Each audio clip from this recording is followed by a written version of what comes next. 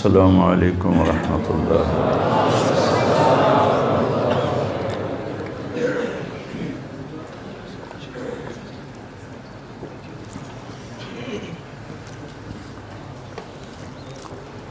بسم اللہ الرحمن الرحیم، والصلاة والسلام علی رسولہ الکریم وعلی آلہ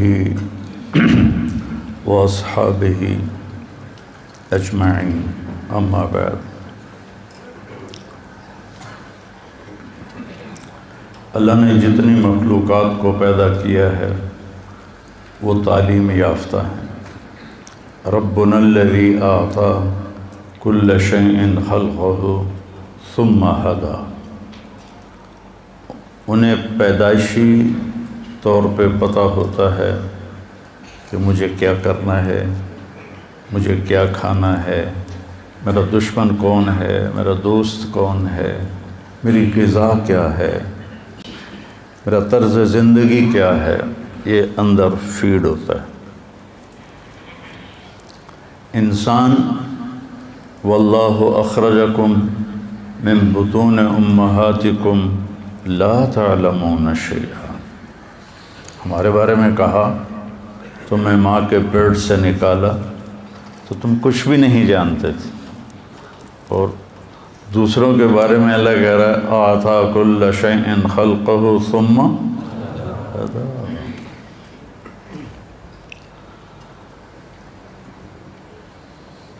کتا دوڑتا ہوا آئے گا نا، سامنے پانی کو دیکھ کے رفتار نہیں روکے گا، دڑم چھلانگ لگائے گا، کہ اس کے اندر فیڈ ہے کہ میں تیرنا جانتا ہوں۔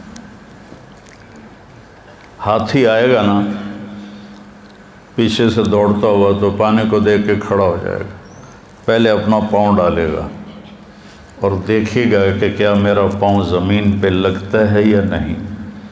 اگر اس کا پاؤں زمین پہ لگتا ہے تو پھر وہ دوسرا پاؤں ڈالتا ہے، ورنہ پیچھے ہٹ جاتا ہے۔ اسے کہاں سے پتہ چلا کہ مجھے تیرنا نہیں آتا؟ ایسی بے شمار مثالیں کائنات میں آپ دیکھیں۔ پرواز ہے دونوں کی اسی ایک فضا میں، کرگس کا جہاں اور ہے شاہین کا جہاں اور، کہ ایک ہی فضا میں گدھ بھی اڑتا ہے اور عقاب بھی۔ عقاب تازہ گوشت کھاتا ہے اور گدھ گلا سڑا بدبودار۔ یہ تماشا میں نے عملاً فعلاً کینیا کے جنگل مسائے مارا۔ 5000 کلومیٹر لمبا جنگل ہے وہ، 5000 کلومیٹر۔ تو اس کے اندر ہم گئے، ایک رات وہاں گزاری، وہاں ہوٹل بنے ہوئے ہیں بڑے بڑے۔ صبح ہمیں وہ لے کے نکلے، اس سے پہلے کئی چکر لگے، وہ نہیں وہ جو میں نے دیکھا کہ ایک طرف عقاب بوٹی نوچ رہا تھا اتنی سی تھی، اور ایک طرف گدھ ایک ڈھانچے کے اوپر سے ماس اتار رہا تھا۔ عقاب وہاں تھا اور گدھ یہاں تھا، اتنے فاصلے پر۔ تو اس وقت مجھے اقبال یاد آئے، کرگس کا جہاں اور ہے شاہین کا جہاں اور، تو عقاب کیوں نہیں سڑا ہوا گوشت کھاتا اور گدھ کیوں نہیں تازہ گوشت کھاتا؟ یہ میں آپ کو مثالیں دی ہیں۔ انسان جاہل ہے، اس سے کچھ نہیں پتا۔ میں نے اپنی آنکھوں سے کلپ دیکھا، ایک زرافہ نے بچہ دیا۔ کتنا بڑا ہوتا ہے زرافہ؟ تو جب ہم لینڈ کر رہے تھے مسائے مارا میں، جنگل کے اندر 6 ایئرپورٹ بنے ہوئے ہیں، 6 وہ کچے ہیں، اور ہر ایئرپورٹ کے ساتھ ہوٹل بنے ہوئے ہیں۔ تو ایک زرافہ سیدھا ہمارے جہاز کے سامنے کھڑا تھا، اڈی اچھی گردن ہوتی، میں کہ ویچنا ٹھوک جاوے۔ تو وہ خیر جہاز کی آواز سن کر وہ ادھر ہو گیا۔ تو میں نے دیکھا اس کی مادہ نے بچہ دیا، وہ کوئی 6 فٹ کی اونچائی سے گرتا ہے۔ وہ گرا اور تھوڑی دیر ایسے ایسے کرتا رہا، اور پھر ایک دم اٹھا اور جا کے ماں کے تھنوں کے اوپر پہنچ گیا۔ یہ علم کہاں سے آیا پیدا ہوتے؟ تو انسان کی فطرت میں غلط اور صحیح دونوں ہیں، اور انسان کی موت کے بعد ایک زندگی ہے، وہاں بھی ایک خوفناک انجام ہے، ایک بہترین انجام ہے۔ یہ انسان اپنی طاقت سے نہیں سمجھ سکتا، تو اللہ نے 1,24,000 انبیاء کو بھیجا، اور سب سے آخر میں اللہ نے ہمارے نبی پاک صلی اللہ تعالی علیہ وسلم کو بھیجا۔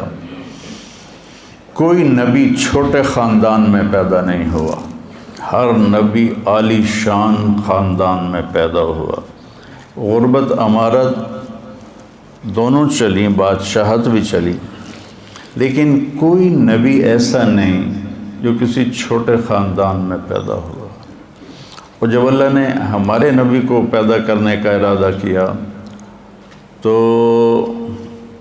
یہ جو بیج، نیا بیج آپ کے لیے تو نئی بات ہوگی، کپاس، گندم، چاول، اس کے بیج تیار کیے جاتے ہیں، اور ایک نئے بیج کو تیار ہونے میں 10 سال لگتے ہیں۔ اس کے اوپر اتنے مراحل ہیں، ان سے گزرتے گزرتے گزرتے گزرتے 10 سال میں جا کر ایک اعلیٰ بیج تیار ہوتا ہے۔ اللہ نے اپنے حبیب کو وجود میں لانا تھا تو 10,000 سال چھانٹی ہوتی رہی، اور 10,000 سال کے بعد اللہ نے اپنے حبیب کو وجود بخشا۔ تو آپ نے فرمایا ان اللہ تخیر القبائل فاختار العرب، سارے قبائل کو دیکھا، عرب کو چھانٹا۔ ثم تخیر العرب فاختار مضر، پھر سارے عرب کی چھانٹی کی، اس سے بھی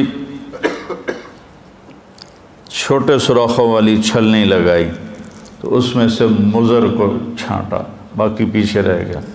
ثم تخیر مضر، پھر مضر کے لیے اس سے بھی چھوٹے سوراخوں والی چھلنی لگائی، فاختار قریش، سے اللہ نے قریش کو چنا۔ قریش کا نام فہر تھا، فہر بن مالک بن نضر بن کنانہ۔ قریش ویل مچھلی کو کہتے ہیں، جیسے ویل مچھلی سمندر پہ راج کرتی ہے، قریش کا عرب پہ راج تھا۔ ثم تخیر قریش، پھر قریش کے لیے اور باریک چھلنی لگائی، فاختار ہاشم، اس میں سے اللہ تعالیٰ نے ہاشم کا انتخاب کیا۔ ثم تخیر بنی ہاشم، ثم تخیر ہاشم، پھر اللہ تعالیٰ نے اور باریک چھلنی لگائی، اور اس میں سے صرف ایک ہستی وجود میں آئی۔ ثم تخیر بنی ہاشم فاختارنی، پھر اللہ نے بنی ہاشم کو چھانٹا تو اللہ نے مجھے پسند کیا۔ انا خیرکم ابا و نفسا، مجھ سے عالی شان نہ کسی کا نسب ہے نہ کسی کی شرافت۔ جب اللہ نے، آپ نے فرمایا جب اللہ نے قبائل بنائے تو مجھے سب سے بہترین قبیلے میں پیدا کیا، جب اللہ تعالیٰ نے خاندان بنائے تو مجھے سب سے بہترین خاندان میں پیدا کیا، جب اللہ نے آگے گھرانے بنائے تو سب سے بہترین گھر میں اللہ تعالیٰ نے مجھے پیدا فرمایا۔ تو ایک دفعہ عربوں نے بنی اسرائیل پہ حملہ کر دیا تو ان کے نبی ان کے لیے بد دعا کرنے لگے، تو اللہ نے فرمایا کہ بد دعا نہیں کر سکتے، اس میں میرا آخری نبی آنے والا ہے، ان کے لیے بد دعا کے لیے ہاتھ مت اٹھاؤ۔ تو اللہ تعالیٰ نے آپ کو خاندان کے لحاظ سے سب سے عالی نسب، حضرت معاویہ رضی اللہ عنہ سے کسی نے پوچھا کہ آپ لوگ زیادہ بہتر تھے یا بنو ہاشم؟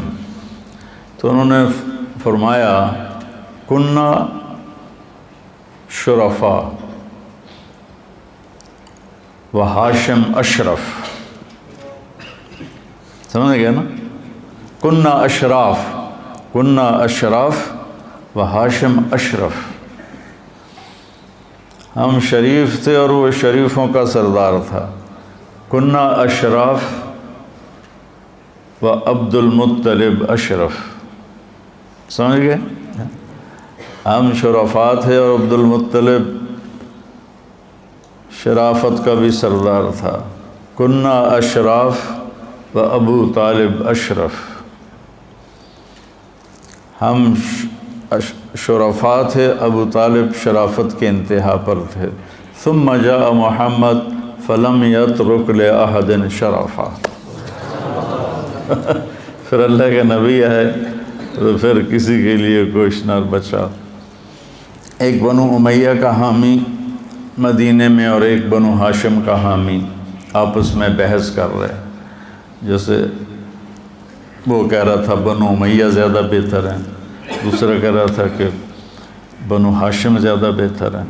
کہ چلو ٹیسٹ کرتے ہیں، تم جاؤ بنو امیہ کے پاس پیسے مانگو، میں جاتا ہوں بنو ہاشم کے پاس، میں بھی پیسے مانگتا ہوں، پتہ چل جائے گا کون بڑا ہاں.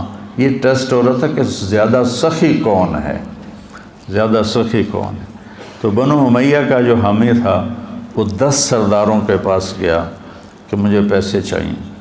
تو 10 ہزار سب نے دیا تو 1 لاکھ ہو گیا.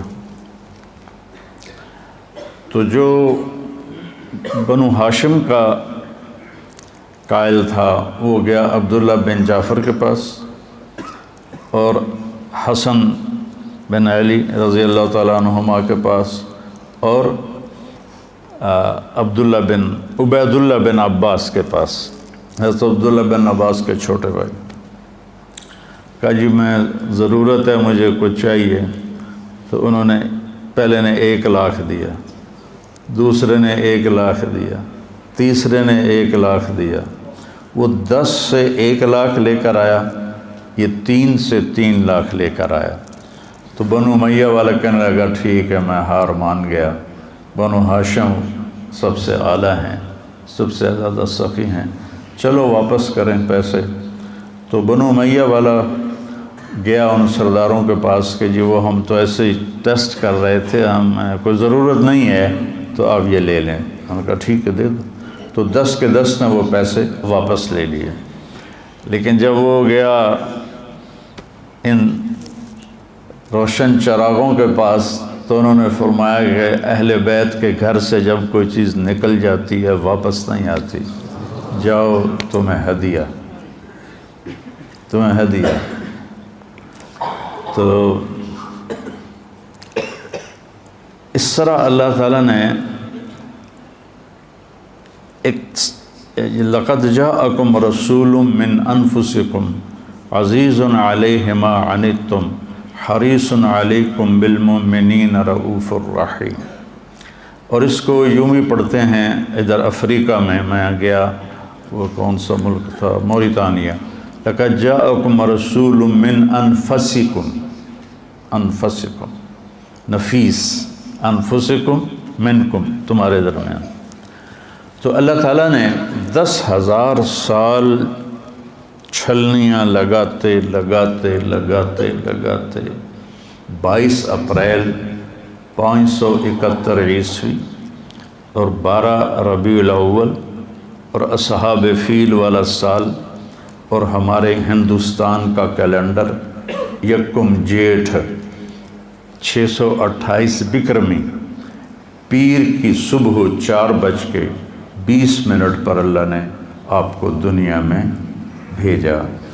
تو 4:20 میں کیوں کہتا ہوں کہ میں نے مکہ میں 22 اپریل کی صبح صادق دیکھی.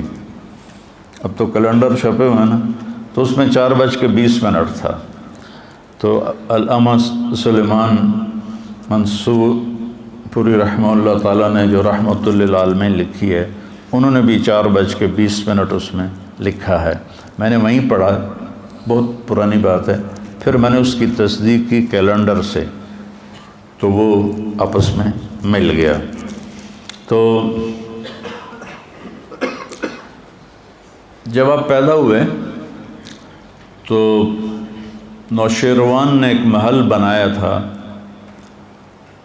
اس میں پوری پتھر کی اینٹیں نہیں تھیں، پوری چٹان کو کاٹ کے وہ بنایا تھا۔ تو اس کے 14 بڑے کنگرے برج دھڑم سے ٹوٹ کے نیچے گرے، اور 1000 سال سے کسریٰ کے دربار میں آگ جل رہی تھی، 24 گھنٹے جلتی تھی، اود کی لکڑی سے آگ جلائی جاتی تھی، وہ ایک دم بجھ گئی، اور دریا اور بحیرہ ساوا اس کا پانی ایک دم خشک ہو گیا۔ تو نوشیروان ڈر گیا کہ یہ کیسے گر سکتے ہیں، تو اس نے کہا کسی کو بلاؤ جو آسمانی کتابوں کا عالم ہو۔ تو ہیرا عراق کا شہر ایران کے قبضے میں تھا، وہاں عبد المسیح ایک بڑا عیسائی تھا۔ جب ہیرا کا محاصرہ ہوا، وہ باتوں سے باتیں جڑ جاتی ہیں، تو حضرت خالد بن ولید امیر تھے، تو عبد المسیح آیا کہ ہم لڑتے نہیں، ہم سے صلح کر لو، اگر صلح نہیں کرو گے نا تو یہ زہر ہے، سم ساعتن، 1 منٹ میں آدمی کی جان لے لیتا ہے۔ خالد بن ولید نے پوچھا یہ کیا ہے؟ کہ یہ سم ساعتن، کہ 1 ساعت سے مراد یہاں گھنٹہ نہیں، ایک گھڑی، کہ 1 گھڑی میں یہ انسان کی جان لے لیتا ہے۔ تو خالد بن ولید نے کہا دکھاؤ، اسے دکھایا، تو انہوں نے اس کا ڈھکن کھولا، بسم اللہ الذی لا یضر مع اسمہ شیء فی الارض ولا فی السماء وهو السمیع العلیم۔ صحابہ بھاگے روکنے کے لیے، لیکن ان کے پہنچنے سے پہلے وہ سارا پی گئے، اور ان کو تھوڑا سا پسینہ آیا اور ٹھیک ٹھاک۔ تو عبد المسیح کہنے لگا جب تک تیرے جیسے لوگ موجود ہیں تمہارے اس سیلابی ریلے کو کوئی نہیں روک سکتا۔ تو یہ عبد المسیح کا واقعہ مجھے یاد آ گیا ہیرا کی وجہ سے۔ ہیرا سے اس کو بلایا، اس نے کہا جی میں تو اتنا نہیں جانتا، میرا ماموں ہے شام میں رہتا ہے، اس کا نام ہے سطیح، تو میں اس کے پاس جاتا ہوں۔ تو اس کو بھیجا، تو وہ سکرات میں تھا، موت کے علامات ظاہر تھیں، تو اس کو ہلایا کہ یا خال یا سطیح، مامو جی میں عبد المسیح ہوں۔ جھنجھوڑ کے جب انہوں نے اس کو دیکھا تو کہنے کہ بعثہ کا ملک و بنی ساساں لارتجاس الایوان و خمود النیران و غموز بحیرۃ ساوا۔ مجھے پتہ ہے تمہیں ایران کے بادشاہ نے بھیجا ہے کہ 14 برج گر گئے، جلتی آگ بجھ گئی، بحیرہ ساوا خشک ہو گیا۔ تو کہا اخبر وَإِذَا ظَهَرَ صَاحِبُ الْحَرَاوَةِ وَكَثْرَتِ التِّلَاوَةِ وَفَاضَتْ وَادِ السَّمَاوَةِ وَغَادَتْ بُحَيْرَةُ سَاوَةِ فَلَيْسَ الشَّامُ لِسَطِيحٍ شَامًا وَلَيْسَ الْعِرَاقُ لِعَبْدِ الْمَسِيحِ مَقَامًا۔ کہا دیکھو جب عصا والا شخص ظاہر ہوگا اور اس کی کتاب کی تلاوت کثرت سے ہوگی اور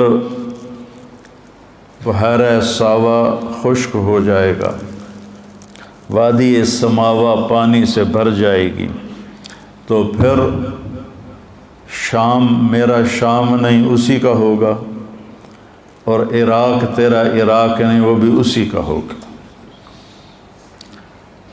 پیدائش پر یہ، اور جتنے بت جہاں تھے پوری دنیا میں دھڑم سے گرے اور منہ کے بل زمین پر، منہ کے بل زمین پر سارے کے سارے۔ تو اس نے واپس آ کر کہا کہ وہ کہہ رہا ہے کہ ہاں ایک بات بھول گئی کہ 14 برج نوشیروان کے بعد 14 بادشاہ آئیں گے اور پھر اس کی سلطنت ختم ہو جائے گی۔ جب نوشیروان نے سنا 14 بادشاہ تو 200-300 سال تو لگ ہی جائیں گے، وہ تو 45 سال میں کام ختم ہو گیا، 50 سال میں اوپر نیچے آتے گئے، اوپر نیچے آتے گئے، اور بغاوت ہو گئی، قتل و غارت ہو گیا۔ تو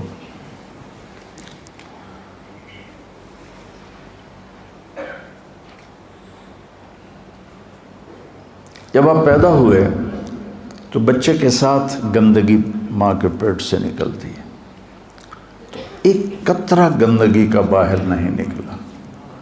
بچے کے جسم پر گندگی ہوتی ہے، ایک ذرہ گندگی کا نہیں تھا، جیسے کسی نے غسل دیا ہو اور غسل کر کے باہر بھیجا ہو۔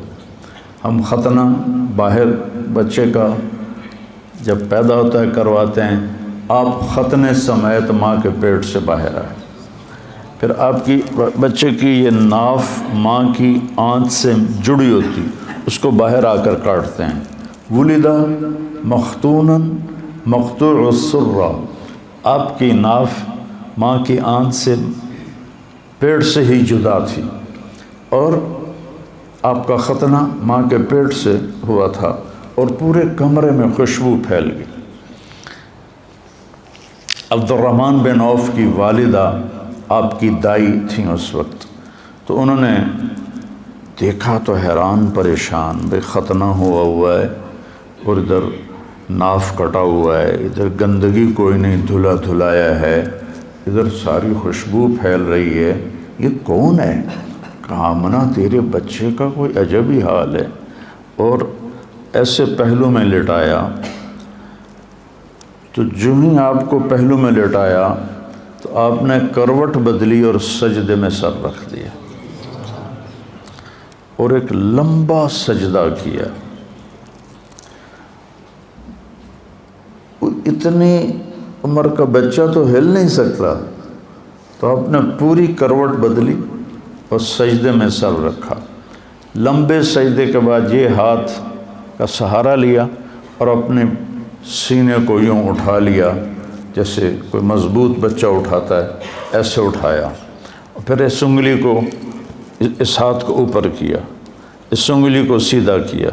جب یوں کیا تو پوری کائنات میں حضرت آمنہ کہتی مجھے روشنی نظر آئی، ہر طرف نور ہی نور پھیل گیا، اور انہوں نے گھبرا کے بچے کو گود میں لیا تو ایک دم انفرجت فرجتن، چھت میں ایک شگاف پیدا ہوا، اور اس میں ایک دھند غیم ہوتا ہے، یہ جو سردیوں میں دھند ہوتی ہے اس کو غیم کہتے ہیں، ایک دھند داخل ہوئی اور پورے کمرے میں پھیل گئی، اور گود کا بچہ گود میں نظر نہیں آ رہا، اتنی گہری دبیز، اور اس میں سے آواز آئی طوفوا بہ مشارق الارض و مغاربہا،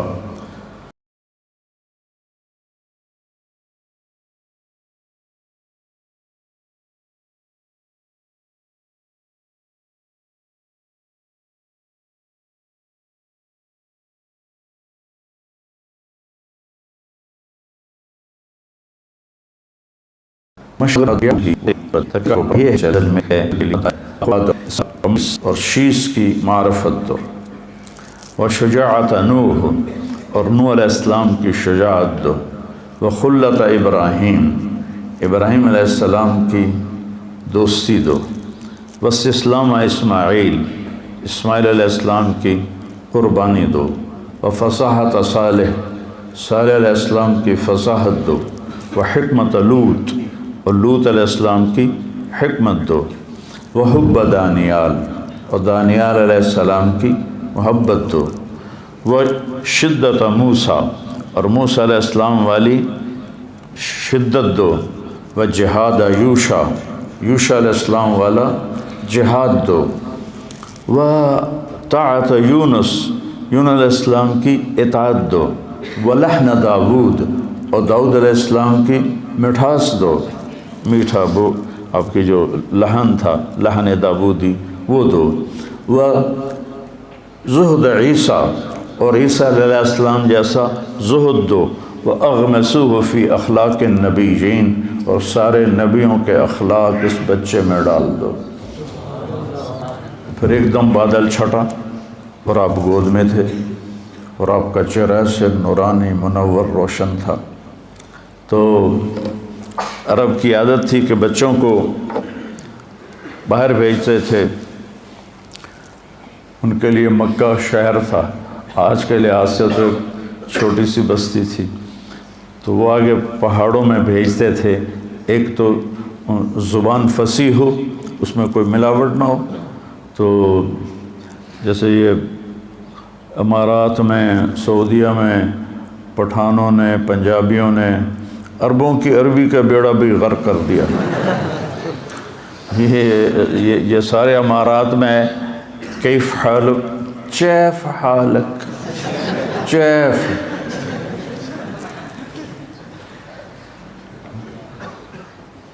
تو وہ کتنے سال مسلسل جاتا رہا، امشی سیدھا، عرب کہتے ہیں، عرب امشی سیدھا۔ شکر ہے نسوار کی عادت نہیں پڑی ان کو۔ اور جو مصری ہیں یہ کاف کو حمزے میں تبدیل کر دیتے ہیں اور جیم کو گاف میں تبدیل کر دیتے ہیں۔ مصریوں کی جماعت تھی، وہ قریب میوات کے گاؤں میں گئی، اس وقت میوات تھا، اب تو سب شہر بن۔ تو وہ بیان میں مصر کا بیان تھا، وہ جنت کو بولے تو کہے الگنہ، الگنہ یرزقنا الگنہ، جو بھی اس کا مضمون تھا جنت کو کئی دفعہ دہرایا۔ تو سامنے دیہاتی بیٹھے تھے، اگلے دن صبح ایک میواتی گنے کی پنڈ اٹھا کے لایا اور کہنے لگا جی یہ رات کو شیخ کہہ رہے تھے گنا چاہیے، گنا چاہیے، تو میں یہ لے کر آیا ہوں۔ تو یہ تمہارے شیخ کے ملک والے نمشو کو کہتے ہیں، نمشو، دیالو، دیالو، پتہ نہیں دیالو کا کیا مطلب ہے۔ تو اس لیے ایک تو اللہ نے یہ واحد ملک ہے جس میں دریا کوئی نہیں، اتنا بڑا ملک دنیا میں واحد ارض الحجاز ہے، 3 طرف سمندر ہونے کے باوجود دریا کوئی نہیں، اور پہاڑوں کی بناوٹ ایسی ہے کہ مونسون ہوائیں ٹکرا کے واپس لوٹ جاتی ہیں، بارش نہیں ہوتی۔ یہ گویا کہ آخری نبی کے لیے زمین تیار کی جا رہی ہے، اِنَّا سَنُلْقِي عَلَيْكَ قَوْلًا ثَقِيلًا، تو اس کے لیے تیار تو ہونا پڑے گا نا۔ جیسے یہ پہلوان ویٹ اٹھانے کے لیے پھر طاقت لگاتے آگے بڑھتے ہیں، تو ماحول ایسا دیا گیا جس میں مشقت کے سوا کچھ نہ تھا۔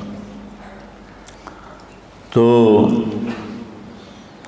قبیلہ بنو سعد سے آئیں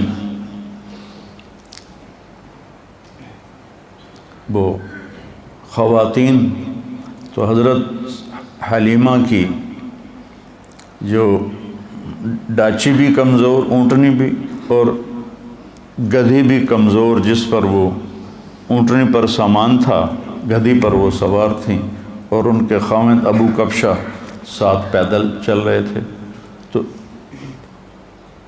اس دن 10 بچے پیدا ہوئے مکے میں۔ تو لینے کے لیے جو عورتیں آئیں سب نے آپ کو دیکھا اور یتیم سمجھ کے چھوڑ دیا، اور باقی 9 لے لیے۔ جب حضرت حلیمہ پہنچی تو دیکھا یتیم ہے، انہوں نے بھی چھوڑ دیا۔ سارا مکہ ڈھونڈ لیا، کوئی بچہ نہیں ملا، تو اللہ تعالیٰ نے انہیں کے نصیب میں لکھا تھا۔ تو ابو کبشہ کہنے لگے کہ حلیمہ خالی گو جانے سے بہتر ہے یتیم کو لے لو، چلو کوئی برکت ہی ہو جائے گی اس کی، کوئی خدمت ہو جائے گی اس کی۔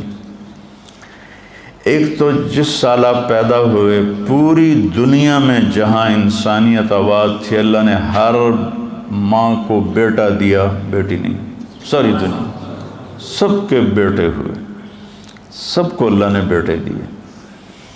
اور دادا نے آپ کا نام رکھا محمد، جس کی تعریف کی جائے۔ ماں نے نام رکھا احمد، جو تعریف کرنے والا ہو۔ ماں کا نام آمنہ، جو امن کی علامت۔ والد کا نام عبداللہ، جو عبدیت کی علامت۔ خاندان کا نام ہاشم، ہاشم کا نام عامر تھا۔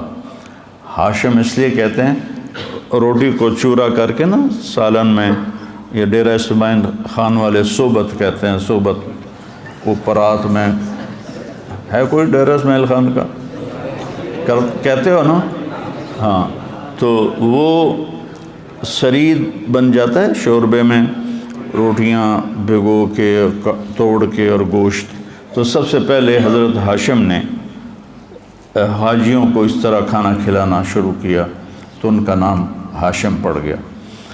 تو خاندانی نام ہاشم، کھانا کھلانے والے۔ دودھ پلانے والی کا نام حلیمہ، حلم، اخلاق۔ اور دودھ پلانے والی کا خاندان سعد، بنو سعد، سعادت۔ جب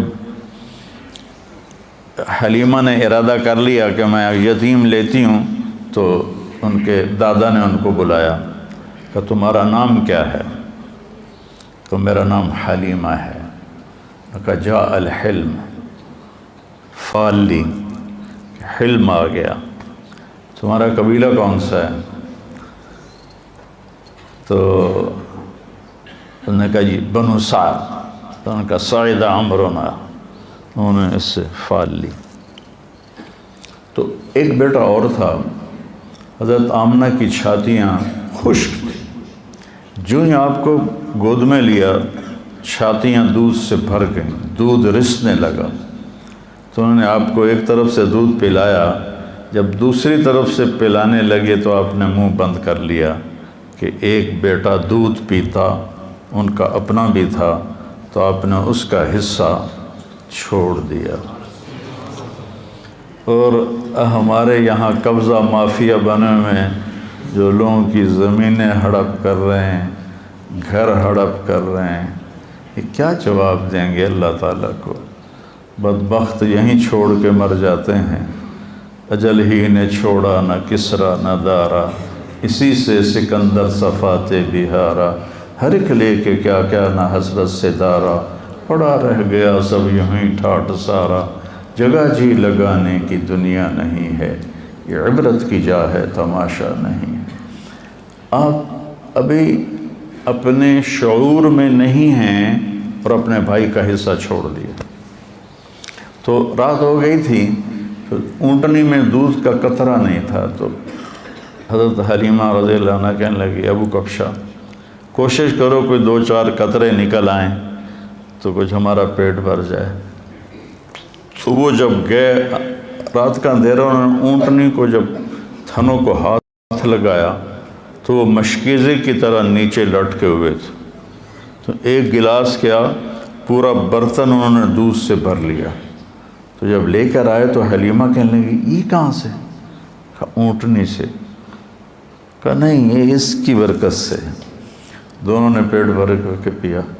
صبح جب چلنے لگے تو حضرت حلیمہ نے آپ کو گود میں لے کر اس پر گدی پر سوار ہوئے، تو ایک دم گدی نے منہ موڑا اور حرم شریف کی طرف منہ کر کے یوں سجدے میں سر جھکایا، یوں پھر سر اٹھایا اور پھر یوں سجدے میں سر اپنا لے گیا، پھر سر اٹھایا اور پھر یوں سجدے میں لے کے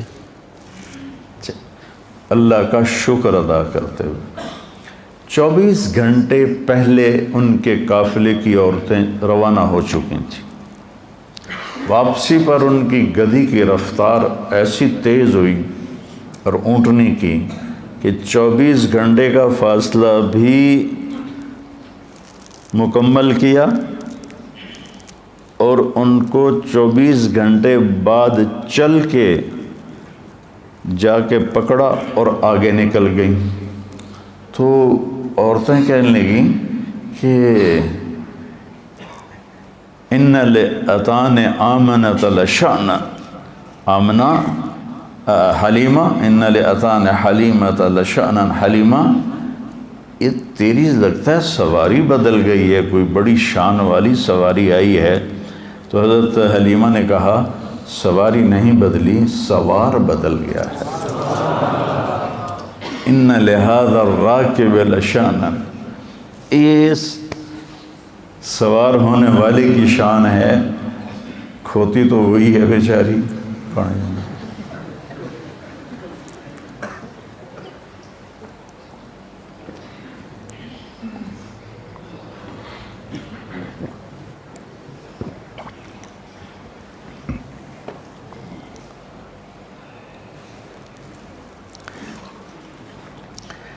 لقد جاءکم رسول من انفسکم،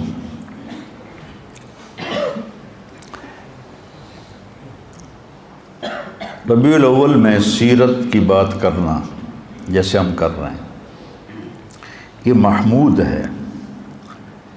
جس قسم کے طریقے رائج ہو گئے ہیں یہ تو نہیں تھے پہلے، لیکن اس طرح میں نے ہر ملک میں دیکھا جہاں کبھی کہیں مجھے 12 ربیع الاول گزارنے کا موقع ملا تو وہاں ایسے مسجدوں میں جمع ہوتے ہیں، آپ کی تعریف میں اشعار ترنم کے ساتھ، پھر خطابات آپ کی شان میں ہوتے ہیں۔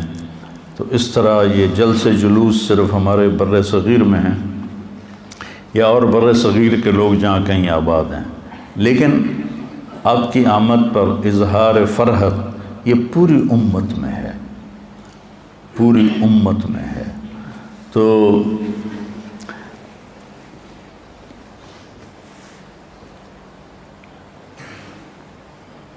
12 بجے تک مجھے بات کرنی ہے، میں کیا کر چونکہ میرا سر ساتھ پھر دینا چھوڑ دے گا، تو میں یہ ان صرف 2 لفظوں کا آپ کو بتانا چاہتا ہوں۔ من انفسکم، تمہارے اندر ہی ہے، تمہارے خاندانوں میں سے ایک خاندان سے ہے، اس جیسا کوئی خاندان دکھاؤ جس کا نسب آدم علیہ السلام تک جاتا ہو، عدنان تک متفق علیہ ہے، ابراہیم علیہ السلام تک ابن اسحاق اور حضرت امام بخاری نے اس کی تصدیق کی ہے، ابراہیم سے آدم تک مختلف فی ہے، لیکن قاضی سلیمان منصور پوری رحمہ اللہ تعالیٰ نے آپ کا پورا سلسلہ نسب لکھا ہے۔ اور الرحیق المختوم 1975 میں جس نے اول درجہ حاصل کیا تھا اس میں بھی آپ کا نسب نامہ لکھا ہوا ہے، اور جس نیت سے میں نے یاد کیا وہ میں آپ کو سناتا رہتا ہوں۔ تو من انفسکم آپ کے نسب کی شان بیان ہے، محمد بن عبداللہ بن عبد المطلب بن ہاشم بن عبد مناف بن قصی بن کلاب بن مرہ بن کعب بن لبی بن غالب بن فہر بن مالک بن نضر بن کنانہ بن خزیمہ بن مدرکہ بن الیاس بن مضر بن نزار بن معد بن عدنان بن اود بن حمیسہ بن سلامان بن عوس بن بوز بن قموال بن ابی بن عوام بن ناشد بن حزا بن بلداس بن یدلاف بن طابق بن جاحم بن ناحش بن ماخی بن عیفی بن عبقر بن عبید بن الدعاء۔ الدعاء وہ شخص ہے جس نے نیزہ ایجاد کیا، اس سے پہلے نیزے نہیں تھے۔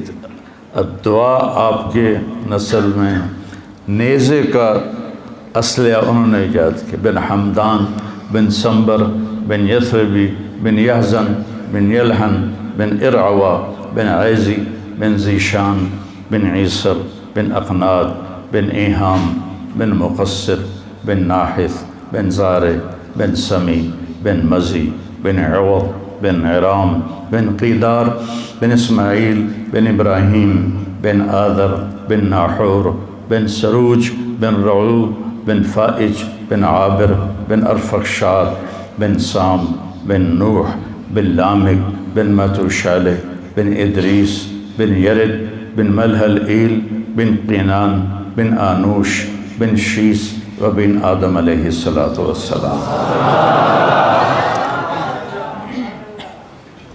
میں جب جاتا ہوں دربار رسالت تو آپ کو سلام پیش کرتا ہوں، تو پورا آپ کا نسب پڑھ کے میں آپ کو سلام پیش کرتا ہوں۔ تو من انفسکم لقد جاءکم رسول من انفسکم، نفیس۔ تو پہلے ام معبد کی سنو، الخزاعیہ، کہ کیسے نفیس تھے۔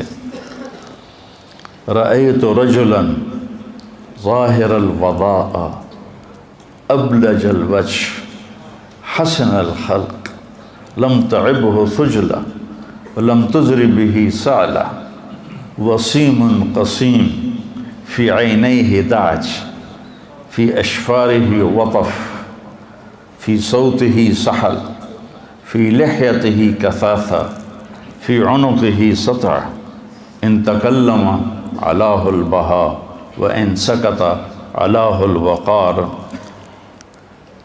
کیا ردم ہے، جس کو کچھ بھی سمجھ نہ آتی ہو عربی کی، وہ بھی اس الفاظ کی موسیقی سے اثر لیے بغیر نہیں رہ سکتا۔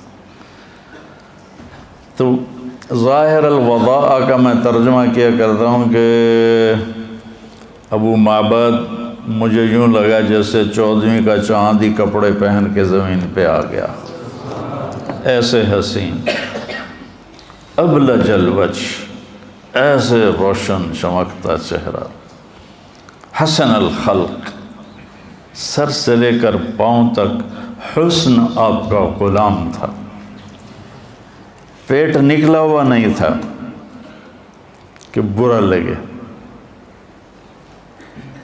اور مولوی کا پیٹ نکل آئے نا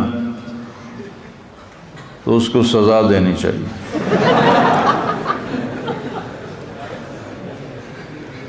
یہ دین مجاہدے والا دین ہے، پیٹ نکل آئے گا تو کتنے کام ہیں جو تم کر ہی نہیں سکو گے۔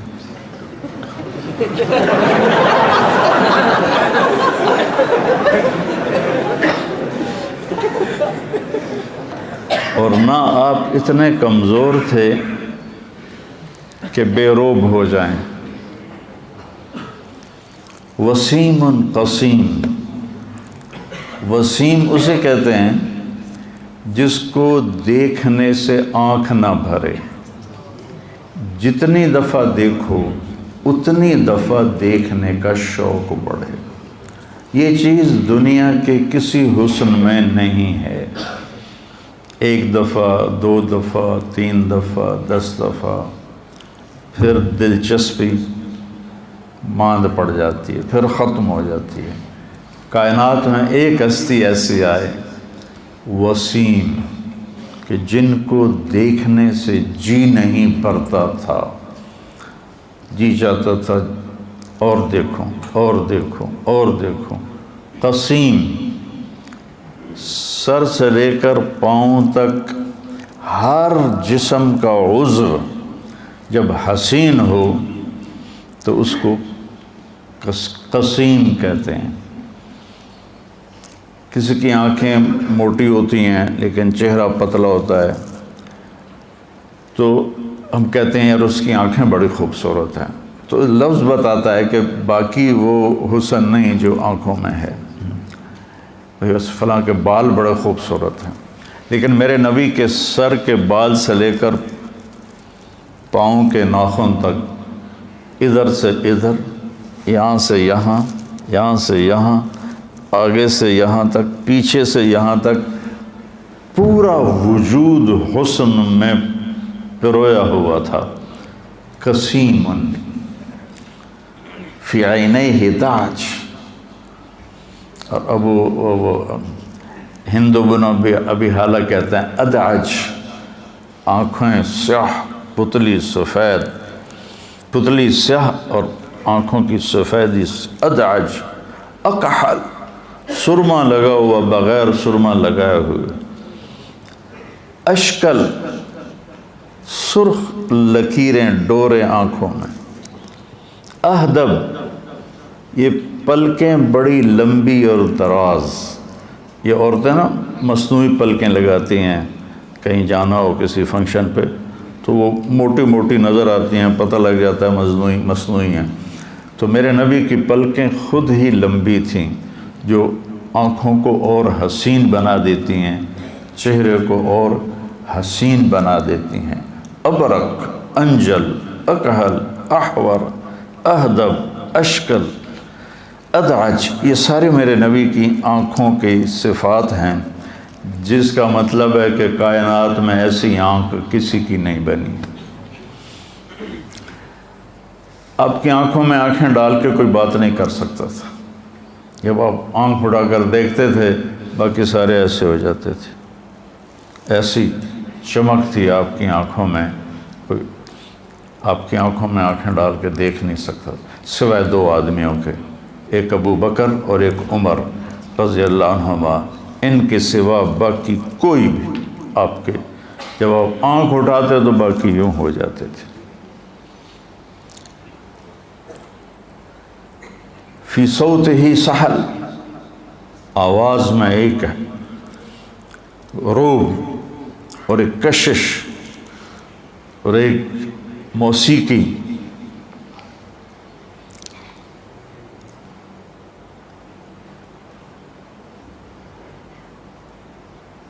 طفیل دوسی جب مکے میں آئے تو ان سے کہا گیا ایک جادوگر ہے، اس کی سننا نہیں ورنہ اثر ہو جاتا ہے. انہوں نے کانوں میں روئی ڈال لی کہ میں سنوں ہی نہیں. تو وہ طواف کر رہے تھے تو آپ نماز پڑھ رہے تھے تو نظر پڑی چہرے پر، تو کہنے لگے یہ کون ہے؟ وسیم، آنکھ کھچتی کہ وہی ہے جادوگر. کہنے لگے میں سوچ میں پڑ گیا یہ چہرہ جادوگر کا نہیں ہو سکتا، اور میں عقل مند آدمی ہوں، قبیلے کا سردار ہوں، میں سنوں گا ٹھیک ہوگی تو لے لوں گا، غلط ہوگی تو چھوڑ دوں گا. تو طواف سے فارغ ہو کر آئے تو آپ نماز سے فارغ تھے، آ کر بیٹھنے لگے، کانوں سے روئی نکالی. ما تقول یا محمد، کیا بات کرتے ہو تم؟ تو آپ نے کہا ان الحمد للہ احمدہ واستعینہ واؤمن بہ واتوکل علیہ من یہدہ اللہ فلا مضل لہ ومن یضللہ فلا ہادی لہ. تو ان پر لرزہ طاری ہو گیا کہ اعد فقد بلغنا قاموس البحر، تیرے چند جملوں نے ساتوں سمندر پی لیے ہیں، دوبارہ تو سناؤ. آپ نے پھر سنایا تو انہوں نے کلمہ پڑھ لیا. فی صوتہ سحل، آواز ایسے کھینچتی تھی. فی لحیتہ کثافہ، داڑھی بڑی حسین خوبصورت، یعنی داڑھی اور سر میں 20 سفید بال تھے یا 14، دونوں روایت ہیں. فی عنقہ سطح، لمبی گردن تھی. لمبی گردن حسن کا ایک بہت بڑا نمونہ ہوتا ہے کہ جس کی گردن لمبی ہو، اور جس کی گردن اندر دھنسی ہو نا وہ بڑا پلیت ہوتا ہے. وہ اس سے بچ کے رہنا چاہیے.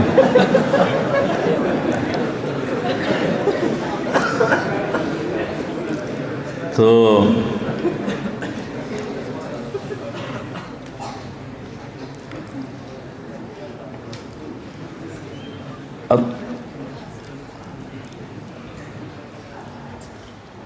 شدید و سواد الشعر، ہند بن ابی حالہ، سیاہ کالے بال، عظیم الہامہ،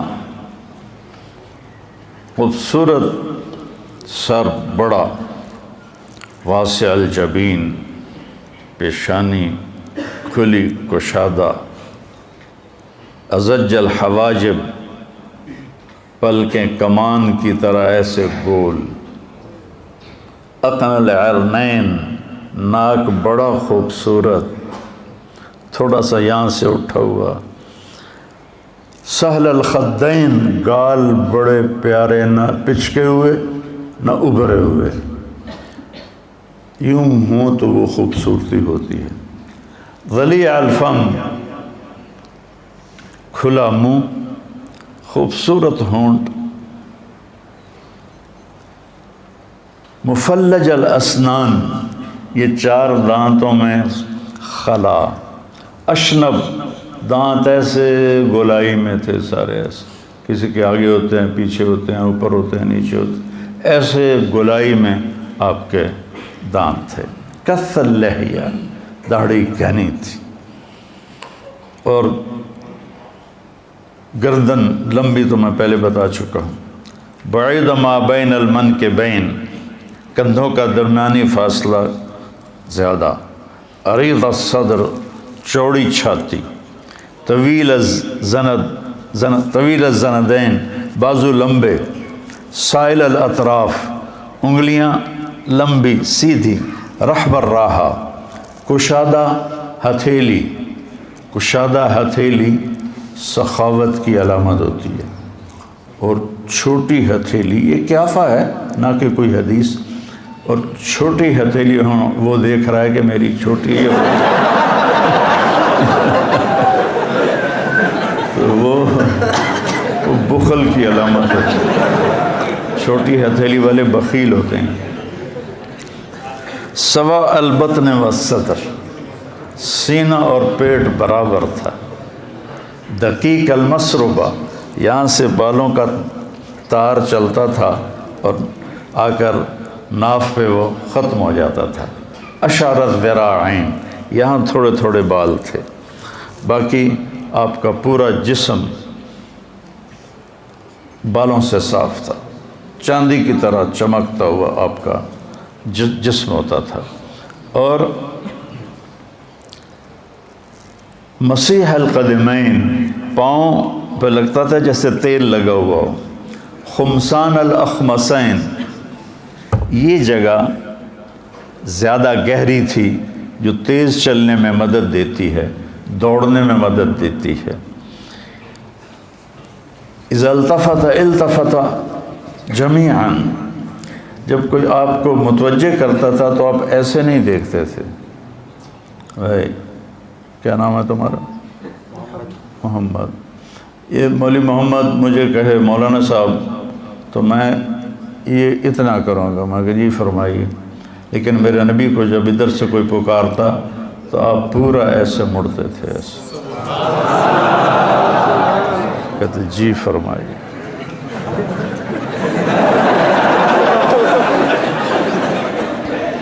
ادھر سے کوئی پکارتا تھا تو آپ دیکھو اپنے نبی کی مشقت، آپ پورا اس کی طرف ایسے مڑتے تھے اور پھر کہتے تھے جی فرمائیے، اور آپ قدم چھوٹے اٹھاتے تھے، لمبے لمبے قدم اٹھانے سے چال بے روب ہو جاتی ہے، چھوٹے قدم اٹھاتے تھے اور ان میں تیزی ہوتی تھی، آپ چلتے تھے صحابہ پیچھے دوڑتے تھے، آپ کی چال میں اتنی تیزی تھی، تو من انفسکم، کون بیان کر سکتا ہے نبی کی صفات کو، جیسے اللہ ناقابل بیان ہستی ہے، میرا نبی بھی ناقابل بیان ہستی ہے، کون آپ کی صفات کو بیان کر سکتا ہے کہ اللہ نے اپنی پسند کا بنایا، وہ ہے نا وَأَحْسَنَ مِنْكَ لَمْ تَرَ قَطُّ عَيْنِي وَأَجْمَلَ مِنْكَ لَمْ تَلِدِ النِّسَاءُ، حسن کہتے ہیں جسمانی خوبصورتی کو، اور جمال کہتے ہیں خاندانی شرافت کو، ہم دونوں کو مطلب خوبصورت لیتے ہیں، تو آپ دیکھیں چناؤ وَأَحْسَنَ مِنْكَ لَمْ تَرَ قَطُّ عَيْنِي، یہ چونکہ آنکھ سے نظر آتا ہے، ٹھیک ہے نا، تو یہاں آنکھ کا لفظ آیا۔ وَأَجْمَلَ مِنْكَ لَمْ تَلِدِ النِّسَاءُ، اور جمال کا تعلق نسب سے ہے تو وہاں کسی ماں نے تیرے جیسا جنا نہیں۔ خلقت مبرأ من کل عیب، آپ ہر عیب سے پاک پیدا ہوئے۔ کأنک قد خلقت کما تشاء، آپ جیسے آپ نے اپنے آپ کو چاہا ویسے اللہ نے آپ کو بنا دیا۔ سبحان اللہ۔ تو اپنے نبی کی سیرت پڑھو۔ ہاں، آپ کی دنیا سے جاتے ہوئے 2 الفاظ تھے، وہ پیغام بھی جو آ جائے، یہ تو تھوڑی سی آپ کی جھلک تھی جو میں آپ کے سامنے میں نے پیش کر دی۔ آپ نے دنیا سے جاتے ہوئے 2 لفظ بولے تھے، الصلاۃ وما ملکت ایمانکم، میری امت ایک نماز نہ چھوڑنا، اور ایک غریبوں پہ ظلم نہ کرنا، اپنے نوکروں پہ حقوق اللہ، حقوق العباد، پورا دین 2 لفظوں میں بیان کر دیا۔ حقوق اللہ نماز، حقوق العباد کسی پہ ظلم نہ کرنا، تو پورے دین کو 2 جملوں میں بیان کر دیا۔ تو ایک نماز اپنے خوبصورت بناؤ، نماز کو نا بنا سنوار کے پڑھو، تو آہستہ آہستہ آہستہ آہستہ آہستہ اللہ تعالیٰ آپ کو نماز کی مٹھاس نصیب فرما دے گا۔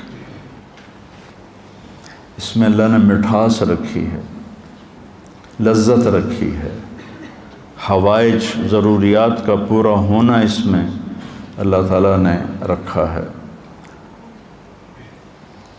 فصل فإن فی الصلاۃ شفاء۔ ابو ہریرہ، آپ نے فارسی کا ایک جملہ بولا ہوا ہے، ابو ہریرہ درد در شکم، پیٹ میں درد ہے؟ ان کا جی ہاں، کا قم فصل فإن فی الصلاۃ شفاء۔ ہمارے بہت سے زیادہ جن کو بخار چڑھ جاتا ہے تو وہ انگریزی کا لفظ بھی نہیں بولتے، یہ کافروں کی زبان ہے، ہم نے نہیں بولنی۔ موبائل انہی کا ہاتھ میں ہوتا ہے لیکن زبان ان کی نہیں بولنی۔ ایسی احمقانہ حرکتیں ہیں۔ میرے نبی اس وقت فارسی سب سے بڑے طاقتور تھے، تو آپ ان کی زبان ہے، درد در شکم، قم فصل فإن فی الصلاۃ شفاء۔ تو بیٹا ایک ہے کہ آپ نماز پڑھتے ہو، آپ نماز کو بنا کے پڑھو تو آپ کو اللہ اس کی حلاوت نصیب فرمائے گا۔ اور دوسرا میرے نبی نے فرمایا کسی پہ ظلم نہ کرو، کسی پہ زیادتی نہ کرو۔ 2 گناہ ایسے ہیں جن کی سزا دنیا میں شروع ہو جاتی ہے، ایک ظلم اور ایک ماں باپ کی نافرمانی۔ اس پر دنیا میں ہی پکڑ شروع ہو جاتی، آخرت کی آگے پکڑ ہے۔ دوسرا، سیرت کو پڑھو، سیرت سے جی لگاؤ۔ میں نے جتنا آپ کو بیان کیا ہے، میں کوئی پڑھ کے نہیں ہوں، جو پڑھا تو جاتا نہیں، لیکن جب میں نے پڑھا تھا تو دل دے کے پڑھا تھا، تو مجھے پتہ بھی نہیں ہوتا اور کہاں کہاں سے چیزیں جڑ کے سامنے آ جاتی ہیں۔ سیرت کو پڑھو، آپ کو زندگی گزارنے کا پتہ چلے کہ زندگی گزارنی کیسے ہے۔ اور عبادات میں نماز پر کوشش کیا کرو کہ نماز خوبصورت بناؤ، نماز اچھی بناؤ۔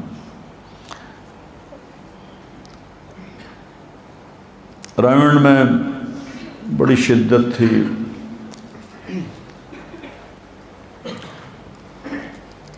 کسی کی 1 رکعت نکل جاتی تو 5 منٹ کان پکڑنے پڑتے تھے، اور 2 رکعت نکل جاتی تو 10 منٹ، 3 رکعتیں نکل جاتی تو 15 منٹ، اور عطیات میں شامل ہوتے تو 20 منٹ کان پکڑنے پڑتے تھے۔ تو ایک لڑکا مقرر ہوتا تھا، وہ سلام پھیرتے ہی دیکھتا تھا میری جماعت میں سے کون کون مسبوق ہیں۔ تھوڑے سے لوگ ہوتے تھے، جتنے آپ ہیں بس اتنا مجمع ہوتا تھا۔ فجر کی نماز بہت لمبی پڑھی جاتی تھی، سورۃ نون 1 رکعت میں، سورۃ ملک 1 رکعت میں، اور جمعہ کی صبح الف لام میم سجدہ اور دہر۔ اور وہ جو حافظ صاحب سلیمان صاحب تھے، ایک تو ان کی آواز اتنی کوڑی تھی کہ اوپر سے تلاوت لمبی، تو وہ ہم گرمیوں میں باہر سوئے ہوتے تھے۔ مثلاً یہ مسجد کی حدود باہر نا، تو یہاں سے ہمارے بستروں کی لائنیں ہوتی تھیں طالب علموں کی، تو میرا بستر جو تھا وہ 3ری لائن میں تھا، 1 2 3 40 لڑکے تھے ہم ٹوٹل۔ تو لوگ ہمیں اٹھاتے تھے، بھائی نماز، بھائی نماز، ہم سوئے رہتے تھے، چونکہ ہمیں پتہ ہوتا تھا اب سورۃ نون پڑھنی ہے، جب آدھی گزر جائے گی پھر اٹھ کے وضو کریں گے اور سنتیں پڑھیں گے اور شریک ہو جائیں گے۔ تو لہٰذا کوئی بھی نہیں اٹھتا تھا، سارے اطمینان سے اٹھتے تھے۔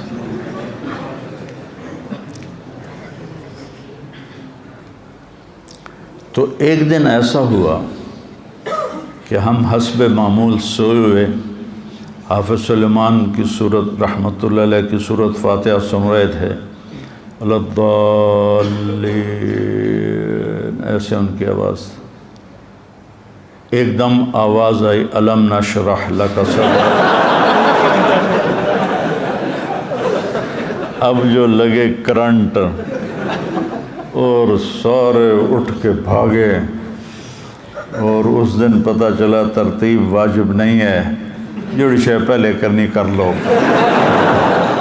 تو جلدی میں نے پورے بازو ایسے اندر حوض میں ڈالے، منہ پہ چھٹا مارا، پھر دونوں پاؤں ڈالے، اور میں رکوع میں شریک ہو گیا۔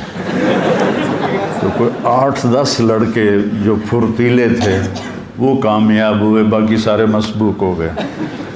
تو سب کی پیشی ہو گئی، تو مولانا ظاہر شاہ صاحب ہنس پڑے، کہنے لگے بزرگا ان کا تھا تکیہ، بزرگا یہ سمجھ رہے تھے کہ حافظ سلیمان سورۃ نون پڑھے گا، یہ آرام سے اٹھیں گے پھر شریک ہو جائیں گے، آج ان کے ساتھ دھوکہ ہو گیا۔